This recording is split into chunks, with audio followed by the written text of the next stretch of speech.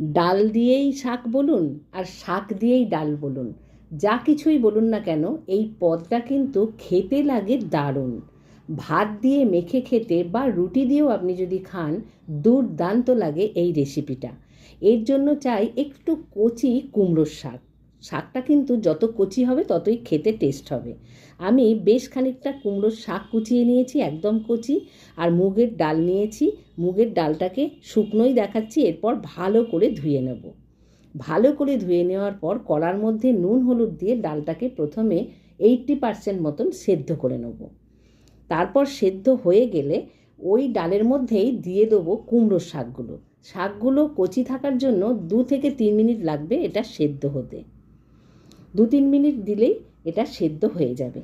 এই রান্নাটা যারা খেয়েছেন তারা জানেন, যারা খাননি তারা একবার হলেও বানিয়ে খাবেন। কুমড়োর শাকের গন্ধটাই ডালের মধ্যে দুর্দান্ত লাগে। অন্য আর একটা কড়ার মধ্যে তেল নিয়ে নিলাম গোটা জিরে, মেথি, শুকনো লঙ্কা, তেজপাতা ফোড়নে দিয়ে দিলাম। ফোড়ন ভাজা হয়ে গেলে দিয়ে দেবো এর মধ্যে বেশ খানিকটা রসুন কুচি, আর দেব আদাটাও গ্রেট করে দিয়েছি। কোনোটাই কিন্তু বাটা দেবেন না, এরকম গ্রেট করা বা কুচিয়ে দেবেন। টমেটো কুচি দিলাম একটা, টমেটোটা মোটামুটি সাইজ করে নিয়েছি, খুব ছোট করিনি। এইবার সেদ্ধ করে রাখা ডালটা এর মধ্যে দিয়ে দিলাম। তারপর এটা একসঙ্গে ভালো করে নাড়িয়ে চাড়িয়ে নেব। ইউটিউব থেকে দেখলে আমার চ্যানেলটা সাবস্ক্রাইব করে নেওয়ার অনুরোধ করছি। ফেসবুক থেকে দেখলে পেজটা ফলো করে নেবেন।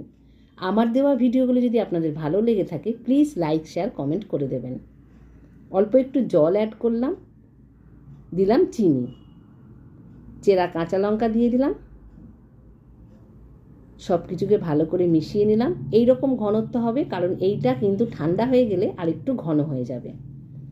সব শেষে দিলাম 1 চামচ গাওয়া ঘি। ব্যাস, তাহলেই রান্নাটা রেডি। এই দেখুন, রান্নার পর এইরকম একটু ছিল, একটু ঝোলঝোল ছিল। শুরুতে যেটা দেখালাম ওটা রান্না করার একটুখানি পরে, তাই জলটা সেরকম বুঝেই দেবেন। কি সুন্দর রসুনগুলো গোটা গোটা আছে, বেশি ভাজবেন না রসুন আদা কোনোটাই। খেয়ে কেমন লাগলো আমাকে অবশ্যই জানাবেন।